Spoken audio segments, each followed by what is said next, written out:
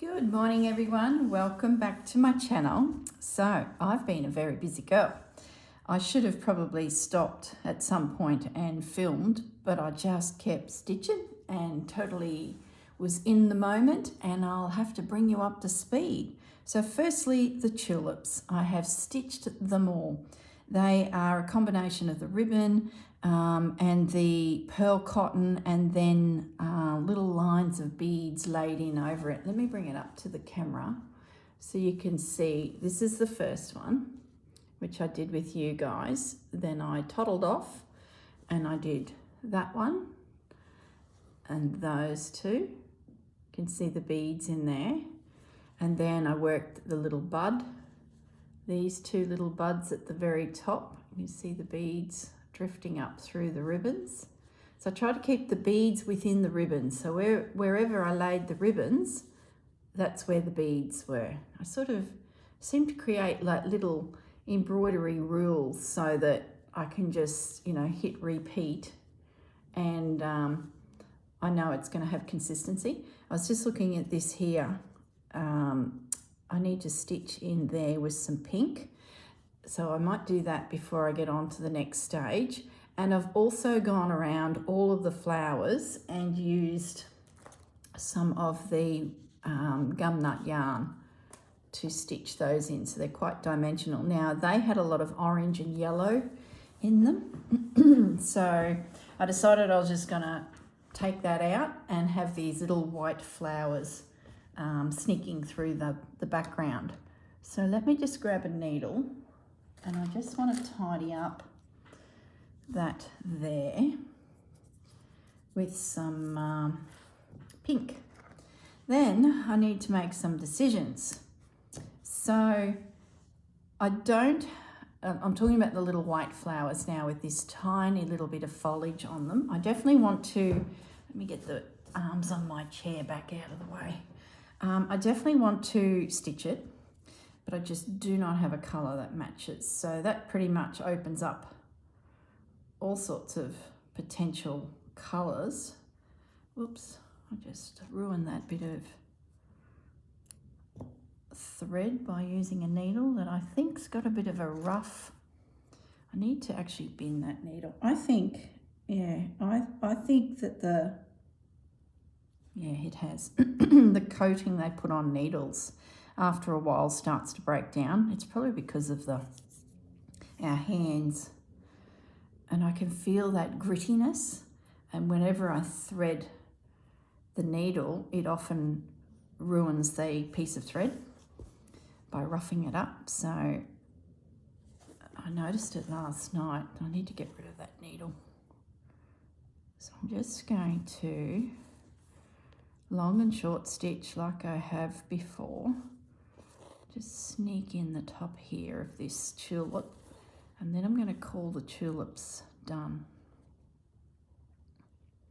Should have started over here because I actually need a couple stitches this side.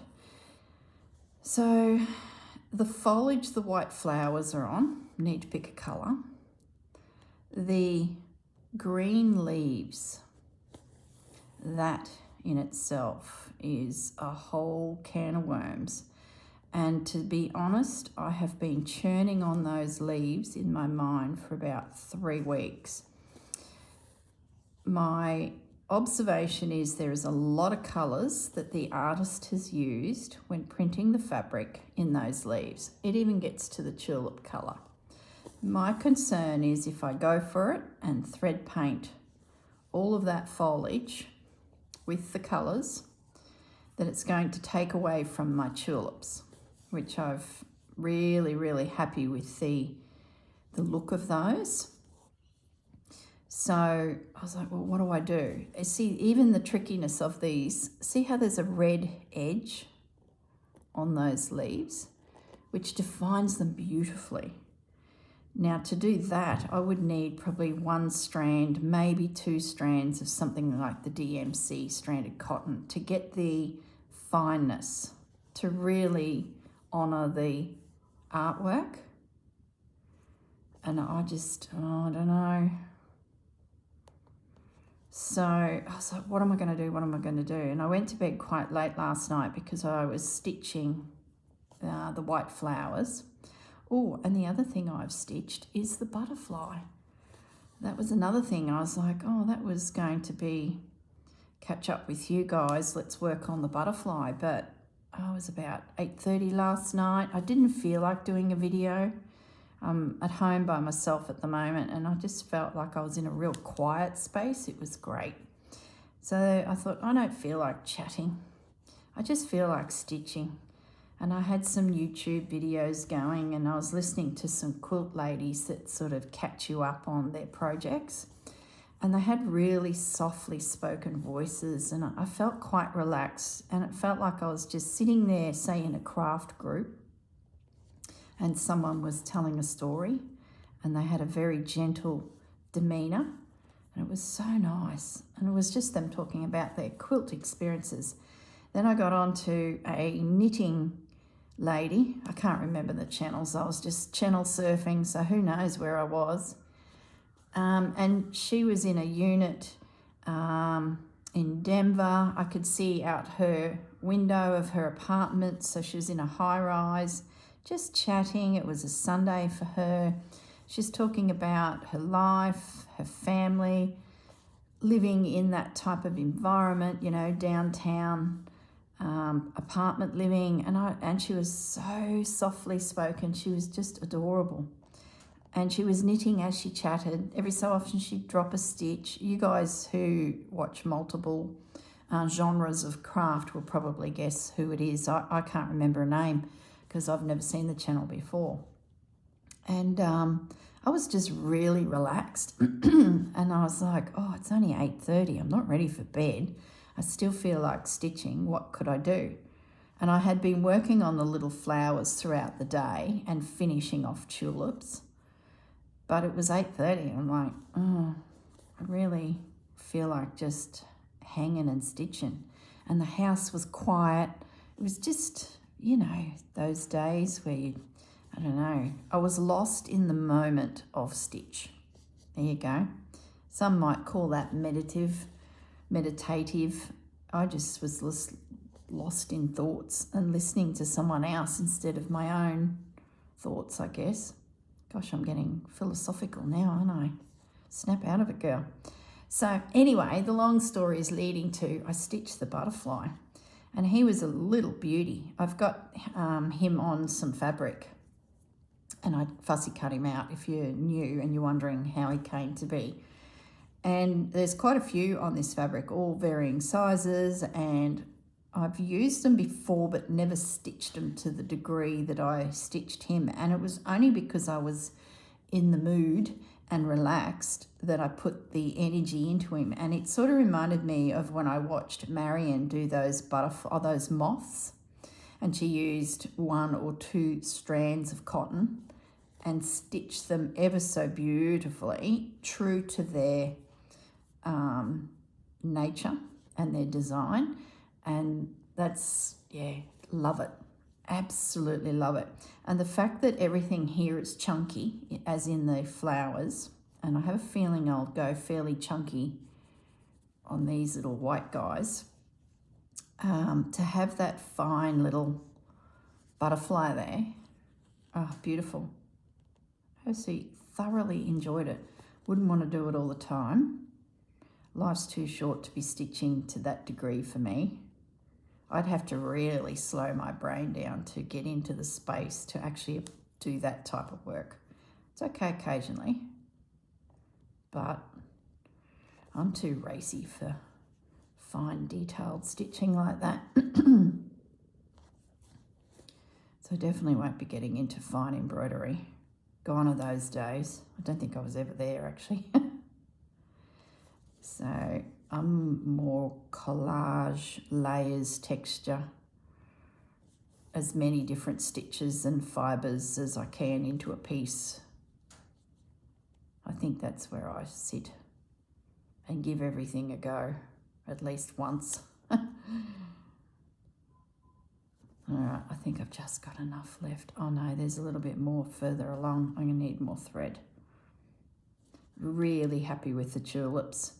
Probably the one tulip that got messy was this guy, but the more I did, the better he came. All the rest, they just looked great straight up, and I was really happy with them. But I think that sort of comes down to the print of the fabric too. I might leave it at that. It's not worth cutting another piece of my thread just to get 3 stitches in there. So I think I'll leave it at that. Now I haven't stitched these yet, or that one, because I'm yet to work out what my border is going to be. So some of them might be a bit covered if I bring in a lace or something. I'm just not sure. I haven't got to that stage. But when I start thinking about my connection of this piece to the others, that's when I potentially might make a change. And I also need to bring in my words. What are my words for autumn? Which was another thing I was, thinking about. So let's have a look at these. Now, as I said, I don't have that colour in wool. And I'm just wondering, and I need something chunky, I think, because I've done chunky flowers. Another thing I did think about was putting a sequin into the centre of those flowers, or a bead, like a little pearl. Let's have a play with that first. Gotta make sure I get the lid. These might be too little. Just feel like I could bring a bit more sparkle into the piece. Yeah, I don't mind that one. That actually isn't too bad. Let me just go a layer down. These are real old. I think I want the little one. You guys can't see. Let me zoom in. So there's that one. Or that one. Now I'm going to go the smaller of the two, just to add a little something extra. Now, I'm just wondering, I've got this scrap of wool here. What would this look like for the, this here also jumped out at me. Make it very brown so to look more stick-like. I don't know. There's also, so there's actually 2 foliages, which I didn't click at the time. So I've done similar flowers, well, the same flower, but there's 2 different plants, but yet they're the same colour. So we'll call that new growth, old growth. We can justify it. Let's have a little look at this. I was so hoping I had like a turquoisey, it's not even turquoise, is it? It's like a duck egg blue wool, but I just couldn't find anything. But that's okay. I've had it in stranded cotton. I had colours that would work, like it's these tones, but because my flowers are chunky, I didn't really want to use 6 strands of stranded cotton, because it just separates and looks, I don't know, it looks a bit messy. It's all right in a small space, but I didn't want to commit to a very large area. So I'm wondering about just using a green, which brings me to these leaves. So I didn't finish my sentence, I don't think. I decided as I was walking into this room, why don't I make them part of the background, where I literally pick up the running stitch that I did through the whole background. You can see it there. And I allowed it to cross over and just did it like a grid system.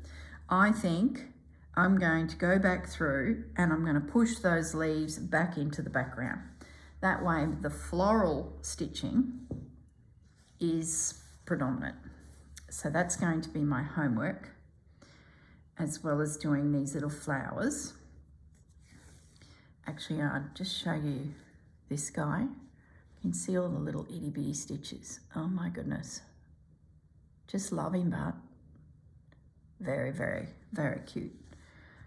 So homework will be the background, the leaves, they're going away. I just don't think I can do them justice.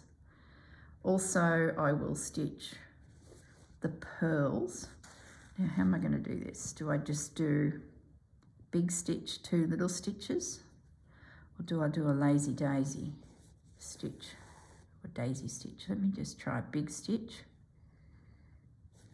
I need it to be quite full. You know, when you do a lazy daisy stitch, you've got to you have like the center of the stitch gaping, so you often have to come back if you want it full and put in a stitch over the top. Yeah, that's how I'm going to do it. So I'll do, whoops, this is nearly like a tapestry wall. It's not Appleton. Gosh, I hope I got enough. I wonder, what if I was then to do a brown on the branch? So, I don't know.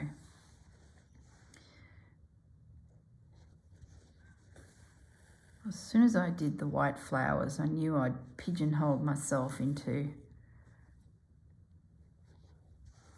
yeah, I think this is going to be the way to go, because I can then control, see how those 2 stitches fell that way, but I still have more here, where here I did 1 through the center and 1 either side.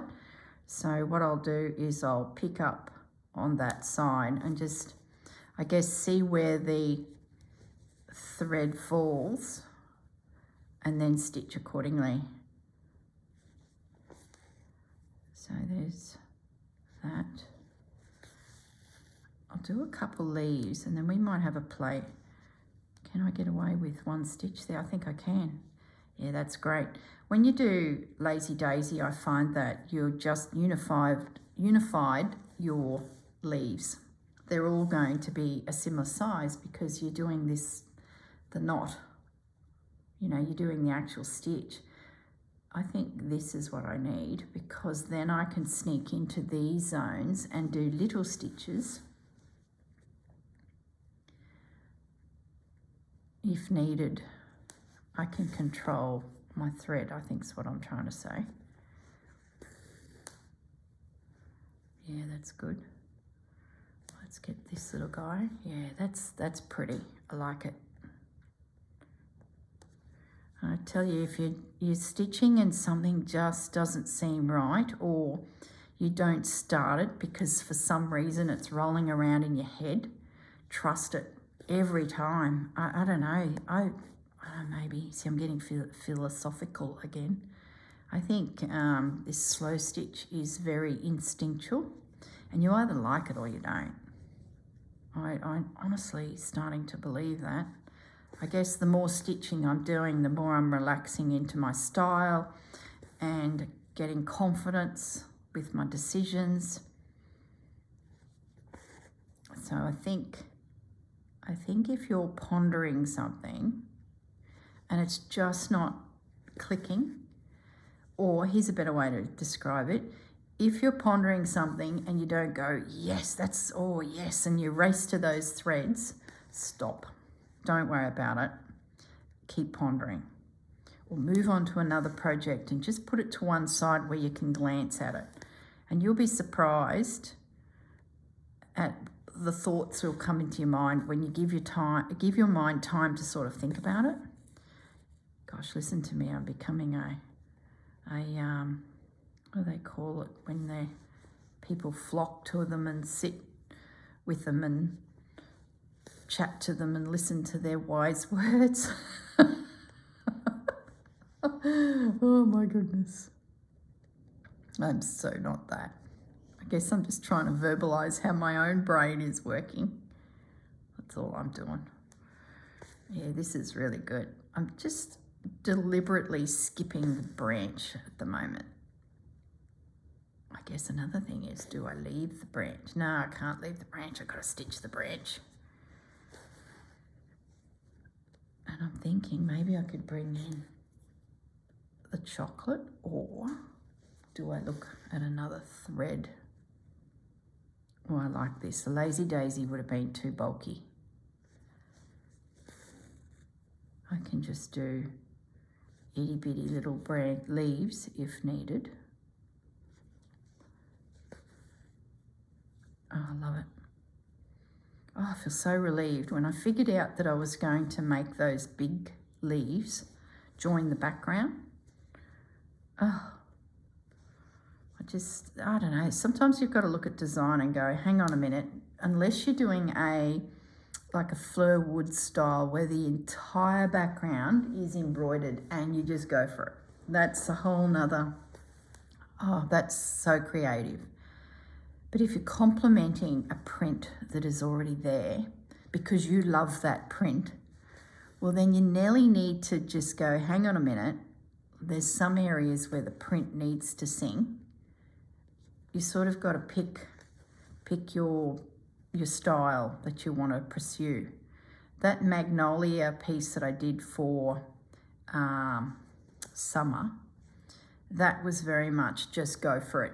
The whole thing was covered. I honoured the magnolias, but then I embellished them, and I think my winter piece is going to be like that. But this piece of fabric in spring with those watercolours, the fabric is stunning, absolutely stunning. And I just felt like I didn't want to lose the artist. Does that make sense?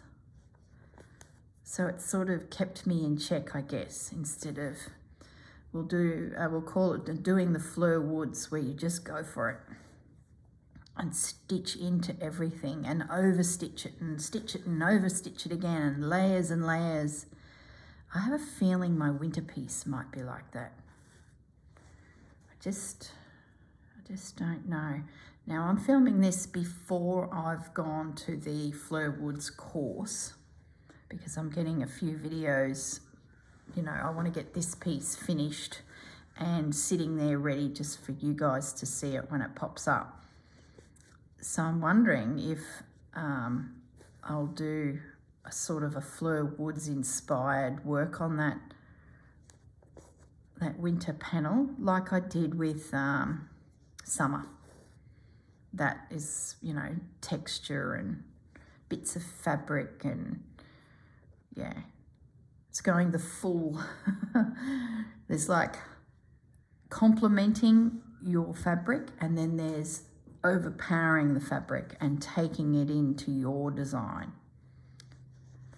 which is a whole different kettle of fish, isn't it? That's a good technique for when you've got not the most gorgeous piece of fabric, but the flowers are gorgeous. You might have a piece of fabric from the 70s that is orange and blacks and greens, and it's not your colors, but you look at those flowers and you're like, wow, imagine those in turquoises and blues, or pinks and oranges. You know, that's where working the fabric to your color palette, but using the design of the flowers to guide you, that's a lot of fun, because you're nearly reinventing it, aren't you? But if you have a beautiful piece of watercolor fabric imagery and you just want to complement it by giving it texture and depth. You know, this also reminds me of, remember back in the day, we were all doing, well, maybe not all of us, but I certainly was, paper towel. And I started at school, it's probably grade 6, grade 7. Had the best teacher in grade 5, 6 and 7, the same teacher for 3 years. Hello, Mrs. Greer, if you're watching, legend of a lady. She did a lot of craft within our learning, and we only had 3 girls in our class, the rest were boys. So those boys, they learnt to do just about everything, thanks to that lovely lady. Anyway, I digress. We did paper towel, where we got a white tile that you would put on your wall, and you'd pick your image, and it was often a kitchen image because then it could be, you know, a kitchen tile to hang in the kitchen as a decorative piece of something. So we had wrapping paper, I think it was, where the image would repeat a couple times. Let's say, I sort of remember doing something that was like, there was a bowl, a spoon, cookbook, and a rolling pin as a cluster of an image. Gosh, here's a memory. I don't know where this come from. Sort of, I guess, reminds me of this type of work, layers. So we would cut out 3 or 4 of them, and then we'd have to look at that image and decide what's in the foreground, what's in the middle, what's in the background. That image was then added to the tile, and then I'm pretty sure we put a clear lacquer over it. Then we get the next image of the same and cut out the next layer closest to us, and then repeat. So that's the rolling pin that was right in the foreground, and then the bowl maybe here, the cookbook back here, and then maybe there was something further back, or there could be a bench and then the tea towel hung off the bench, so the bench was further back, or the kitchen table was further back than the tea towel. Anyway, I think you know what I mean. And we used, you know, meat trays, like a very tightly compacted polystyrene. So we all had a meat tray each, and we were cutting out the tiniest slithers of white polystyrene. Of course, it's not like a polystyrene box, which is quite aerated. This is really dense. And you could cut out a slither of it, and then you could even cut that in half through the little slither to reduce it. And then we'd glue those bits onto that rolling pin or the bowl and add layers and layers and layers, and you get a 3-dimensional image out of your creation. And then I remember the piece that finished it off is we got rickrack braid, and we glued that around the perimeter of the tile, and that gave it that nice fabric edge, matched it colour-wise. Yeah, great. Just loved it. And then I went on to make numerous of these, and everyone got one for Christmas. I think I even sold some. Like, we're talking a young girl here, entrepreneurial kid that I was. So that technique later I learnt was called paper towel. I probably was told as a kid at school, but I don't remember detail like that. Roll forward probably 15 years later, and I bought 2 images which are famous paintings of bookshop and a toy shop, I think. And there's kids from the 1940s and parents walking along a footpath. There'd be a name for it, I can't remember what it was all about. They're hanging on my wall. And it took me months, and I paper toweled those images. And the effort that went into them, I think I picked up the images, there might have been 7 of the photo at a craft fair. I would have been probably 25. And then I framed them, and they're still on my wall. I love them.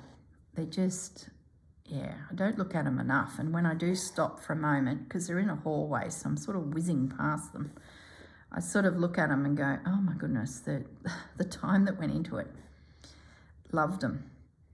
But how many do you want, you know? And they sort of need to be framed because it's all paper and layers, and you don't want the dust to get into them. And so framing for me was just not really an option because it was just so expensive, and we were scratching every coin we could together to pay off our mortgage in the day, just getting jobs wherever we could to try and, you know, building our life together as a young married couple. So to continue with paper towel and framing every piece, which is the honour you should do it, because otherwise they just, yeah, get knocked around in cupboards when it's just paper.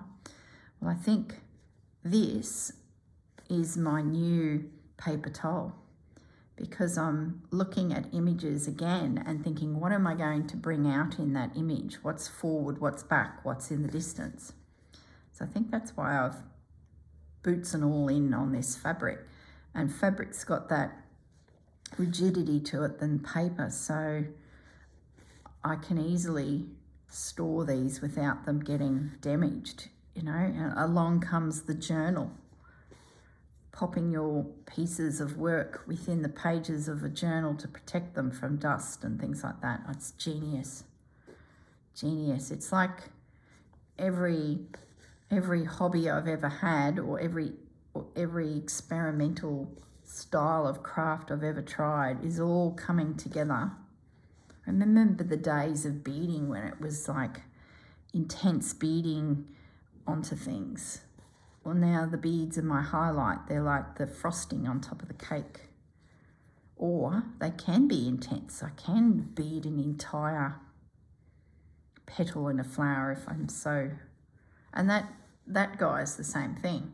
That's like really heavy, fine embroidery that's popping up in something that's quite crude and stitched sparingly at times. Isn't that incredible? Love it. And I love how quilting techniques that I learnt in the 90s are coming back into my work. English paper piecing.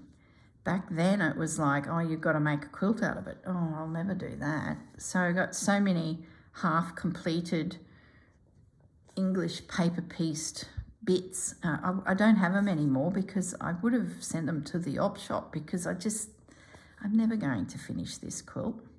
I've now got a good job that I need to focus on. I don't have time for that. So roll forward another 20 years. And now I'm like, oh gosh, I wish I had kept all those little hexies, and oh my goodness. Love it, how it's all coming back like fashion does too. And I'm revisiting things that I just loved. Gosh, I'm yappy today. I know you guys are all sitting there having memories too about your, is it careers within, I'm trying to find a needle that's fine. Careers within your stitching. And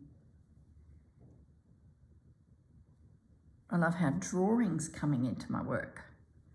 At one point, I didn't have many supplies because, you know, just couldn't afford threads and things like that. I was building a patio, or we were saving for pavers to put down at the side of a house, and then one day we'd get a patio, and then we're like, oh no, we really need a couch because this $100 second-hand couch has seen its day, because our butts are hitting the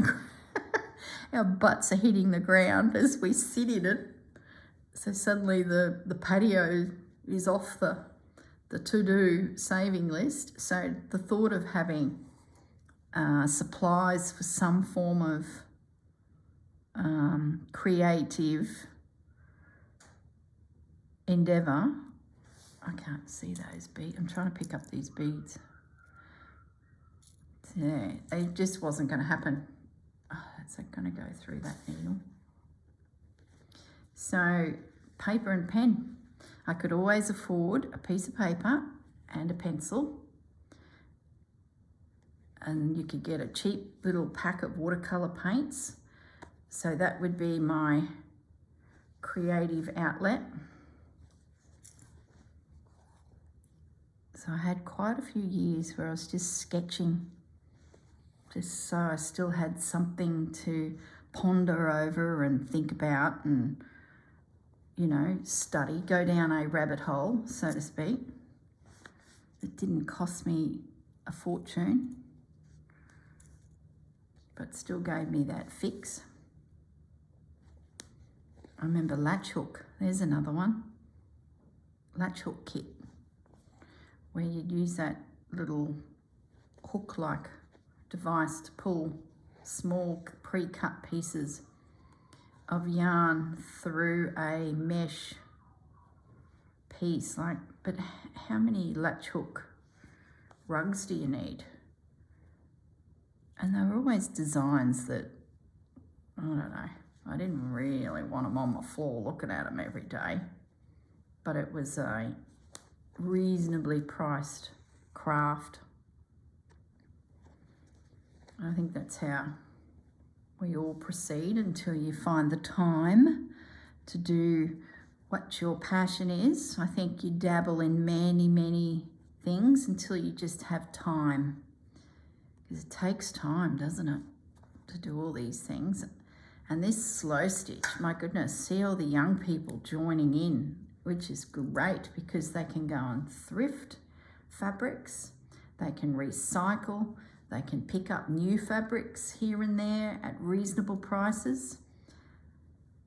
And they only need little bits. They're probably starting to raid their mother's cupboards and finding doilies or pieces of linen and then sit and stitch with just some simple threads. Like, if you're out there and you're new, oh gosh, welcome to our world. And wow, I wish I had started this genre 30 years ago. But it's a journey, isn't it? You've got to learn all these things. You've got to experience the paper towel and the latch hook to appreciate what you're doing now. I'm going to put a bead there, but there's a high likelihood that that little flower might disappear, but due to some edging I do, but then if I just overcast stitch it and keep it simple, which is a high likelihood because of this design. Gosh, these things are tiny, these little beads.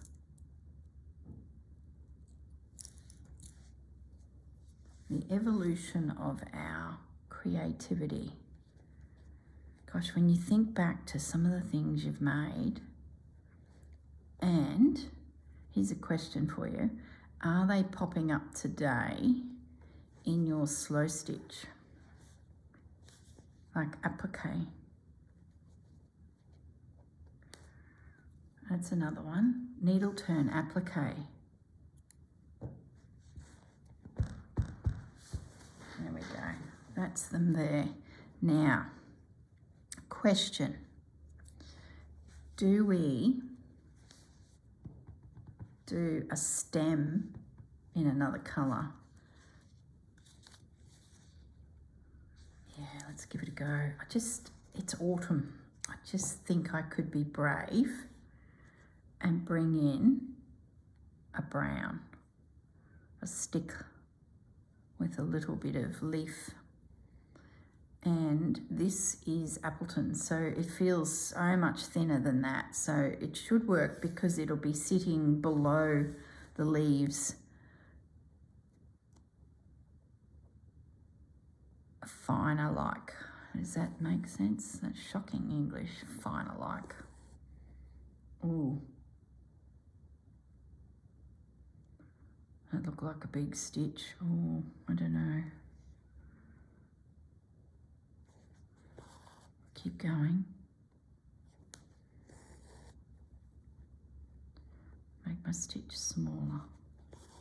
Half the size, girl. Not a 1/4 inch, half a 1/4 inch, just littles.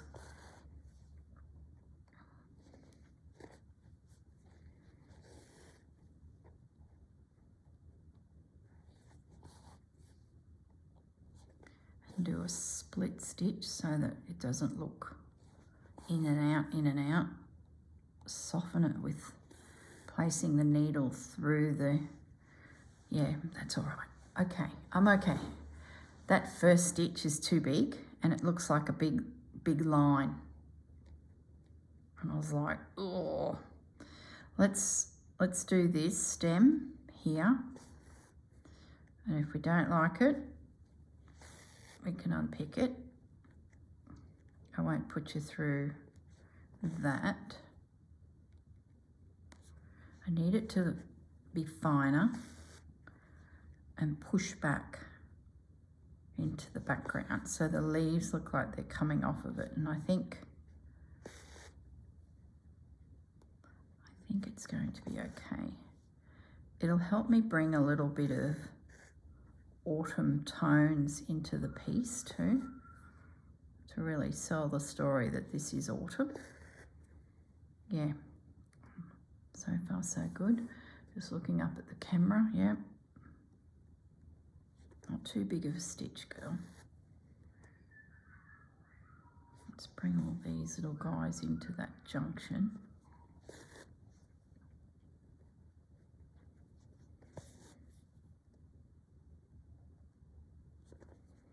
Yeah, so throw into the comments crafts that you used to do back in the day, we'll say, and then you're just surprised that you're like, oh, I remember doing that, and you've worked it into something. And one stitch that has not come back yet, and I did kilometers of it, is backstitch. All of my raw edge applique onto quilts, they were held down by blanket stitch. Did I say backstitch? Blanket stitch is what I meant. I can't remember what I just said. Blanket stitch. I'm just going to sliver through. I did kilometers of that, especially that country quilt look. That just has not come back yet, and I'm not going to let it come back. You watch, it'll come back. Maybe I'm just over it still. I need another 10 years to pass before. So 2 categories in the comments. Something that you need another 10 years to pass before you're going to do it because you just wore yourself out on it. That's the blanket stitch for me. And then something that has popped back into your work that you used to do. And even if it's not paper towel, but it reminds you of paper towel, which is what I meant with this collaging of flowers to create depth. It'll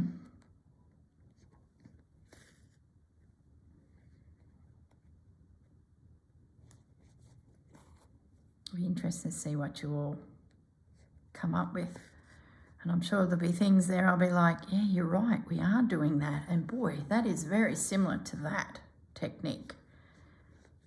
Oh, now I've got a branch happening here that goes nowhere. But then I've got a flower that goes nowhere. So do we need to worry about a current? No.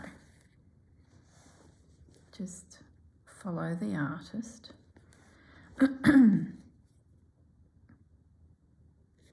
Here we go. I think I got the flowers sorted. I hope I was on screen. Like I'm yibby yabbering away here, having a moment. So what else have we got to figure out before I toddle off? I don't think anything. I've got now my branches and leaves on the little white flowers. I'm going to stitch the big tulip leaves into the background because I just don't want to take away from the birds and the tulip. I just have a feeling that if I come through here with all this green lumpy stitching, they're going to go even further back and they'll be competing with those tulips. And I need to start thinking about my little verse, my poetry. What does winter, not winter, what does autumn feel like for me? I would say, I was thinking about this last night as well, trying to come up with some words. I've got winter written. When I sat down and actually wrote, I think spring, I wrote winter as well. They both just flew out of my head. I'd already completed summer, but when it come to autumn, nothing. And I kept thinking about the deciduous trees that turn red and their leaves drop as they get ready for the cold months of winter. Well, where I live, that just doesn't happen. We don't have that real seasonal change. So that I can't really write about red leaves falling from the trees and all of that, because that's not autumn for me. Autumn is just beautiful weather that you can actually get outside wearing a t-shirt, but you might have jeans on and some shoes because there's that little crisp. Oh, I like that. That's really good. Really, really, really happy with that. So for me, autumn is more, there's a chill in the evening that you might put a jacket on, but if anything, it's really just a light cardigan. But then there's this warmth. So if you want to get out in the garden, it's not stinking hot to the point where you're dehydrating and, you know. So how do I put that into words? Sort of one sentence that come to my mind was warm days and crisp nights. They're not cold, but they're crisp. And then I thought, well, what do I do in autumn? I love sitting outside in the garden and soaking up that warmth. And then I tend to, once I finish my coffee, I might go and pull some weeds. And I just don't get all hot, sweaty and dehydrated for the day because that humidity is not there. See, we're Queensland, southeast Queensland. So I thought, well, maybe it's warm days to tend my garden. That just popped in my brain. And crisp nights. But what's the next sentence? I think most of them have got four statements. I wish I had a pen here because I'm going to forget that. I'm just going to grab a pen and paper. Hang on, guys. Okay. I'm having a moment. We've got to write this down. So what did I say? Let me zoom up a little bit. How did I say it? Warm days to tend my garden. That definitely happens. Crisp. Is that the right word? Crisp evenings.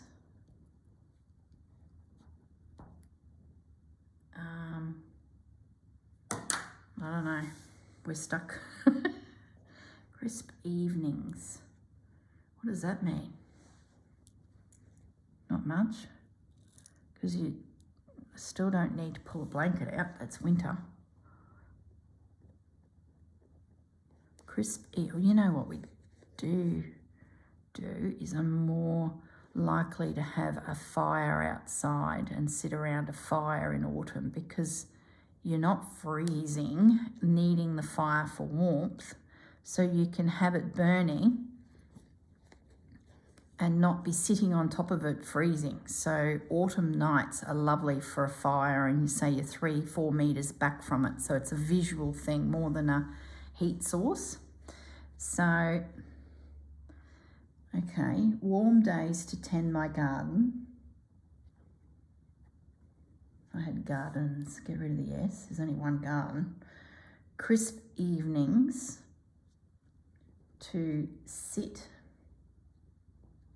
by a fire. Yeah, it's not bad.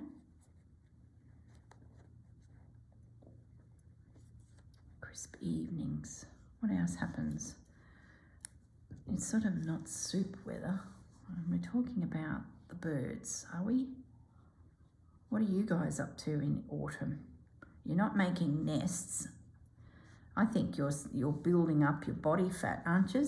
Aren't you feasting so that when the cool weather comes, you're not freezing. You've got a little bit extra body fat on? I don't know.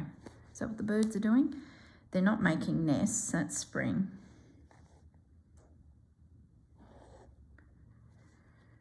So I don't think I can refer to the birds. the bulbs, these tulips, well, they're in the process of dying off, aren't they? They're starting to go back into the soil and they sit in hibernation until spring comes. So the bulbs are buried. So that doesn't sound very poetic, does it? I think I'm onto something there. Warm days to tend my garden, crisp evenings to sit by a fire. There you go. I think that's pretty good. Just need to find myself a scrap of fabric to stitch the words on. And then find a spot for it and work out my border and how I'm going to connect it to the other pieces. So my guess is that will be the next video. I think I'm going to finish early. I've lost track of how many videos I need to make to bring it in at the end of autumn. So it's possible I might get a spare Friday, maybe two, I don't know. I'm gonna have to look at my calendar, which is cool because then I've got spare Fridays and I could start another project. Heaven forbid we start another project. Could be a quick little project, you know. I've got a few things that I'm just dying to try. So maybe we have a play with something else on a Friday. Who knows? I'd say we will, because I'll stitch the background, finish these little flowers and their connecting leaves and stems. I'll stitch my words, because I can do that now that I've figured out my words. Warm days to tend my garden, crisp evenings to sit by a fire. Oh, just a poet.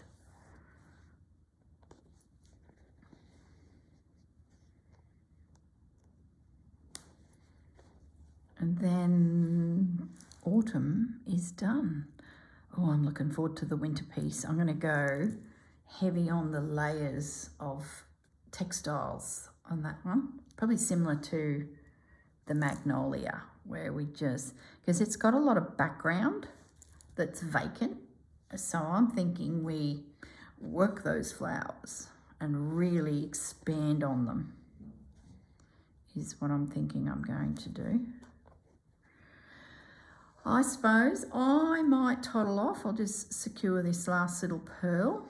I'm going to say goodbye. I've got another evening of stitching potentially here, which is excellent. It's my type of evening. Thanks for hanging with me, everyone. Where's my little tray of what I need? So I need the pearls. Let's pop the lid on them before we have an international incident. Pearls, leaves, branches, background, needle. There you go, Reg, jump in. Catch the ride to the couch, Reg. I think that's it. This needle needs to go into the bin. Yeah, look, I can feel it. I think, yeah. Oh, nasty. Yeah, you've had your day. Time to retire, you son. Need to find a safe place to put a needle in the rubbish. All right, guys. Thanks for joining me.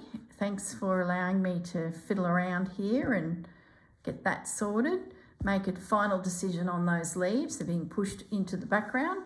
Show you my little butterfly and help me put together my words. Warm days to tend my garden, crisp evenings to sit by a fire. Yep, Pepper loves it. All right, I think the courier's here, so there's a parcel. I better go. All right, guys, look after yourselves. Bye.